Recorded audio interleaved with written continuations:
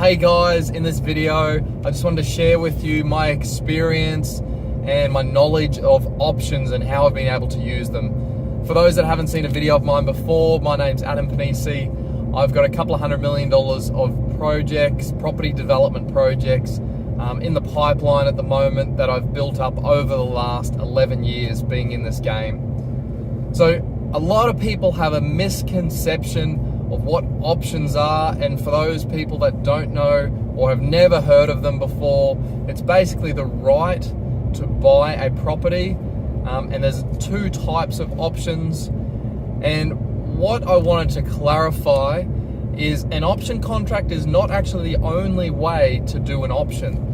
An option just means that you have the right to buy the property, but you don't actually own the property. So having the right to buy it or controlling it means that you've got the same rights that an owner does, except you haven't paid for it yet.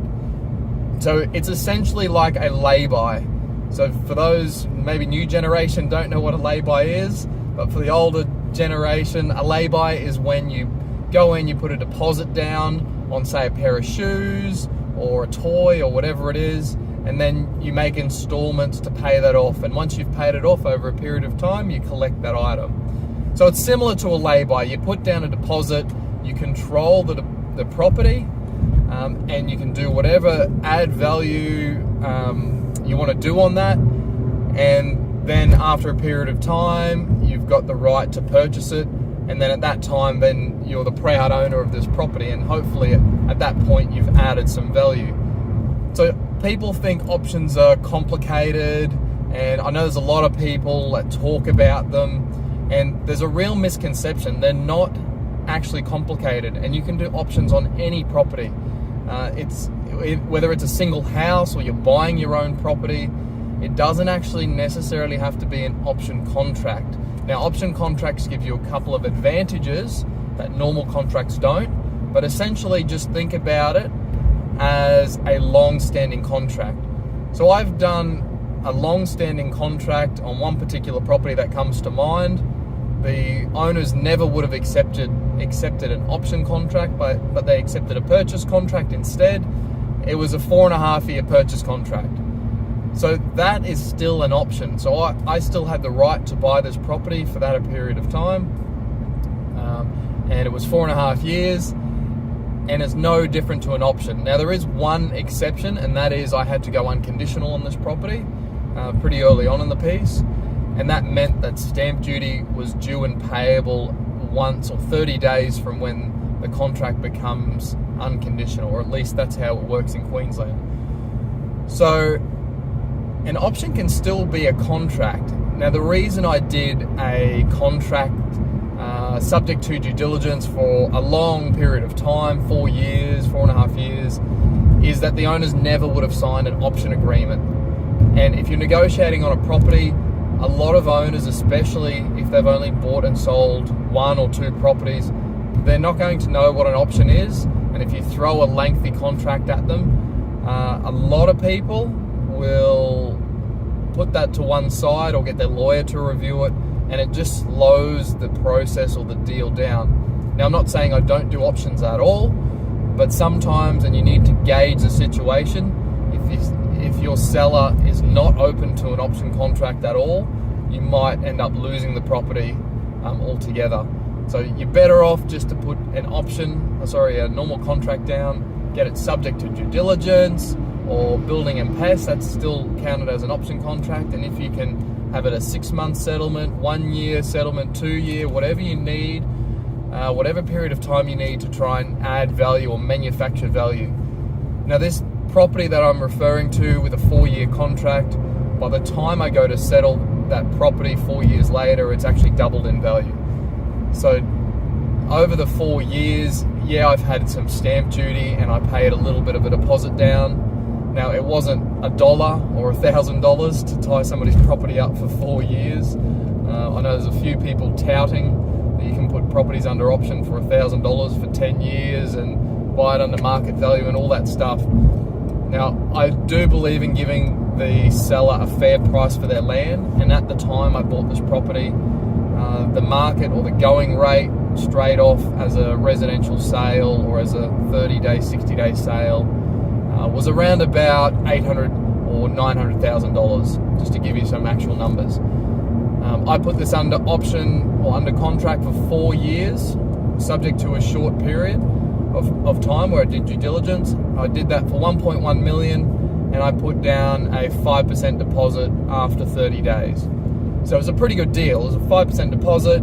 I paid them a couple $100,000 over market value at the price. But what I knew, which they didn't, is the transition of that area over time. So this area is in a high growth corridor. That particular block of land sits right next to an adjoining developer who's one of the major developers in the region, a private developer who's doing 1,000 lots basically on the doorstep of this property.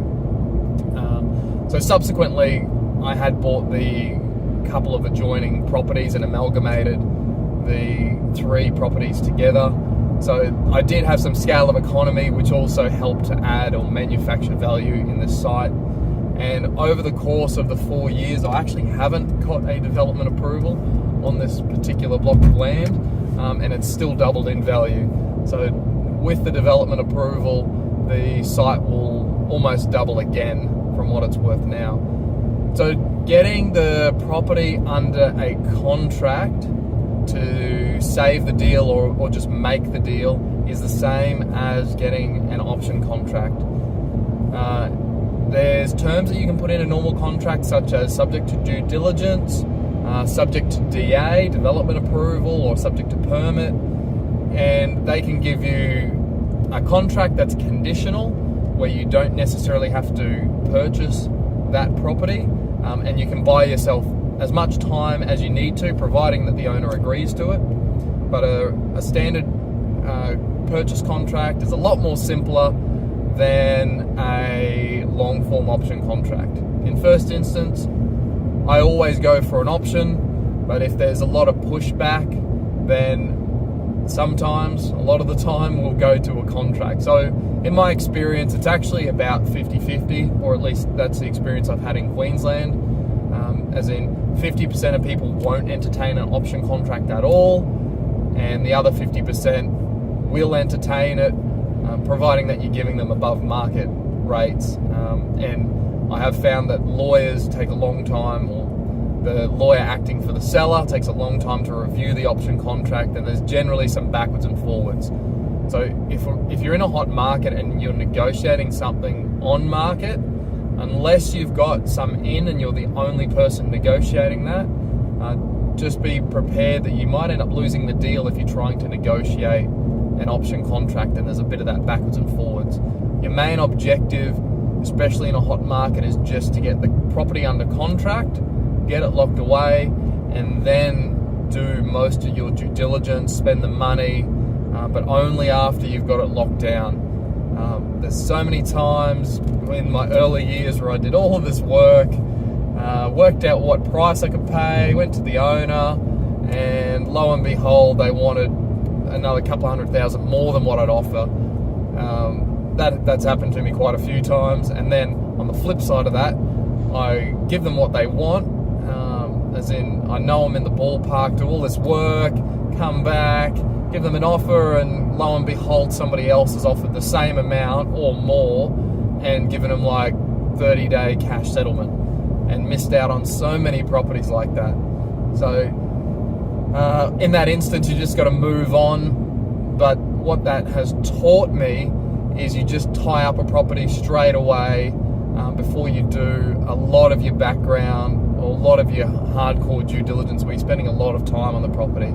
So generally speaking, when I put a property under contract, unless it's a sizable deal, and sizable, I mean if it's like got a $20 or $30 million purchase price, if it's sort of anything sub 10 or 20 million, I don't really spend any more than about 15 to 30 minutes on it, because especially in the market, I've been outbid quite a number of times on properties that are 10 or 20 million dollars, people offering cash deals.